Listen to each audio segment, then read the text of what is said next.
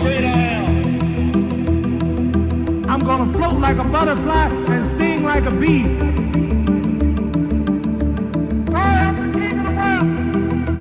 Welcome to G5 Jeff TV. Hit the subscribe button, hit the like button. Please share this video. Support your boy. Support good content at all times. All social media is in the description box. And please hit that bell icon so you can be notified when I drop that heat. This video is sponsored by my boy Fast Classic. His mixtape is in the description box. It is absolutely free.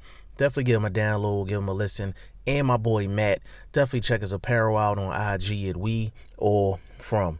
Now, the fight that we all been waiting for, Tyson Fury versus Otto Wallin, is going down September 14th, 2019 in Vegas, supposed to be at the T-Mobile Arena. And let me get this out the way before I even get started. I'm not anti-Tyson Fury. I'm a fan of Tyson Fury. I'm not anti-Deontay Wilder. I'm a fan of Deontay Wilder. I don't have a lot of favorites when it comes to boxing. I'm just a fan of the sport.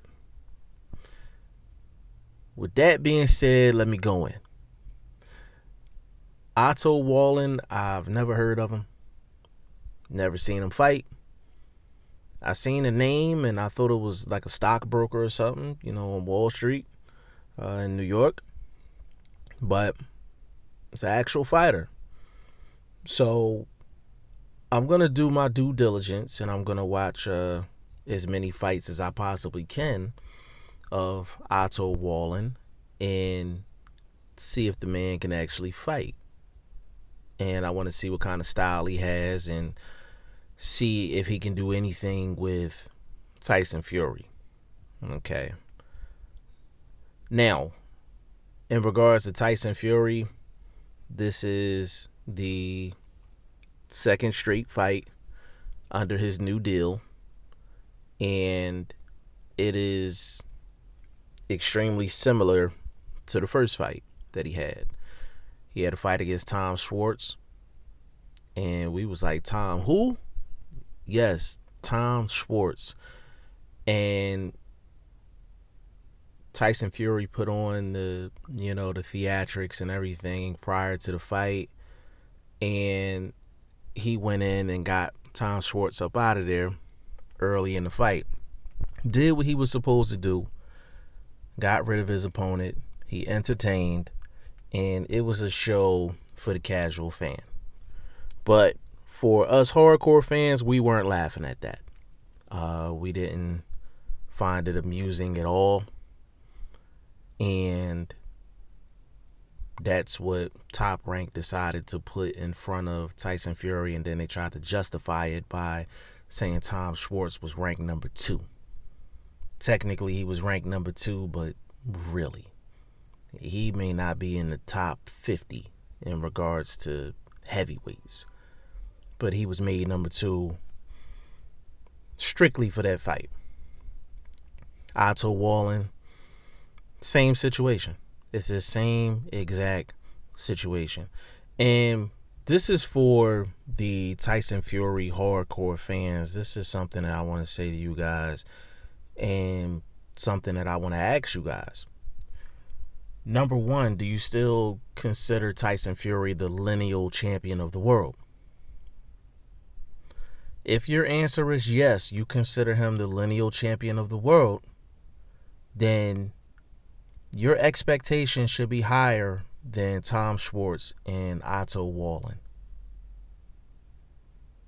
Another question for the Tyson Fury hardcores. Do you believe he beat Deontay Wilder? If your answer is yes, then you believe he should be the heavyweight champion of the world right now. Yet again, your expectations should be higher than Tom Schwartz and Otto Wallin. Point blank, period. And I like to point out things that other people are not pointing out. I like to point out things that seems a little odd, a little weird. Tyson Fury, for the contract that he signed for the amount that he signed for. And don't get this twisted, I'm not counting the next man pockets. They didn't pay that type of money to Tyson Fury for these two opponents.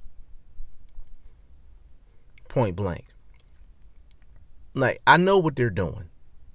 I know what Top Rank is doing. I know what Bob Arum is doing.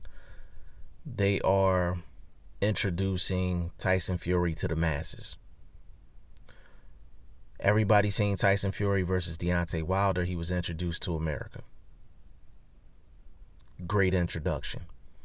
Now, they're putting them in what we call showcase fights for him to enhance his popularity with the casual fan. So, when he comes back to the table with Deontay Wilder, they can say, hey, we did this, hey, we did that. But it's just not going to work. At the end of the day, Deontay Wilder is still the WBC heavyweight champion of the world. He still holds the cards. Regardless of what people think, it was a draw. Whether you thought Wilder won the fight or you thought Fury won the fight, it was a draw.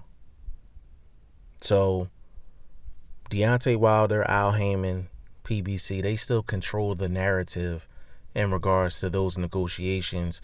There's no leverage that Tyson Fury or Bob Arum and Top Rank can get to make Deontay Wilder and Al Haymon say, okay, well, we'll come over to ESPN. Unless the bag is like absolutely ridiculous. Like, the bag got to be crazy. Like a crazy bag of money. But we've seen that Deontay Wilder doesn't necessarily move off of a big bag of money. I mean, DAZN offered him $100 million. They turned it down. So, I understand Tyson Fury being promoted and introduced to the casual fan, but it's kind of at the expense of wasting the hardcore boxing fans' time. And the thing that bothers me the most about this situation is that he is getting very light criticism. Very light criticism from everybody.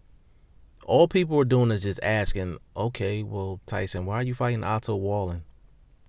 He'll give his answer, or Bob Arum will give his answer, and they'll try to justify it, and they'll be like, oh, okay, cool, no problem. Like, I think we've all been in boxing enough to know that not every fighter gets the same criticism, and not every fighter gets the same level of criticism. There are other fighters that wouldn't be able to get away with what Tyson Fury is getting away with right now. And don't get me wrong, I'm not knocking the hustle. Trying to promote someone that's not in the United States, it is a challenge. So you need fights where there are showcase fights. And Tyson Fury is a showman, no doubt about it. A great entertainer, no doubt. But you only can waste a hardcore fan but so much before we tune you out. And after this fight against Otto Wallin, I'm pretty sure they're going to probably try to get another fight in before the year is out. And it's probably going to be against another guy of that caliber. And it's like, at this point, it's like, okay, like, what's the point? Like, if you're not going to step in there with Wilder, if you're not going to step in there with Andy Ruiz Jr., if you're not going to step in there with Anthony Joshua, if you're not going to step in there with a Dillian White, I mean, hell, give me Big Belly Miller. You know what I'm saying? Like, someone with a pulse. Like, it was supposed to be Charles Martin, which I would have been okay with that matchup. At least, you know, Charles Martin had his 15 seconds of fame and was the heavyweight champion at one point. But I wouldn't have been upset at that. I understand what Tyson Fury is doing, but you only can pull this off for a limited amount of time before you start getting the U.S. type criticism. And we can be extremely harsh as far as criticism in terms of the media and just the boxing world, period. We can be extremely harsh in situations like this. We've shown it with Floyd Mayweather when he didn't want to fight Pacquiao for years. We were very hard on him, very hard on Canelo Alvarez when it seemed like he didn't want to fight Triple G before they first fight. So we've shown how harsh we can get as a media and just a boxing public. So I hope Tyson Fury steps up the level of competition after this. Even if he doesn't get a Wilder, he needs to step up the competition, because you only can showcase so much against what the general public would quote unquote say is bums. Y'all let me know what y'all think in the comment section. G5 Jeff TV, hit the subscribe button, hit the like button. Please share this video, support your boy. Support good content at all times. I appreciate y'all. Peace.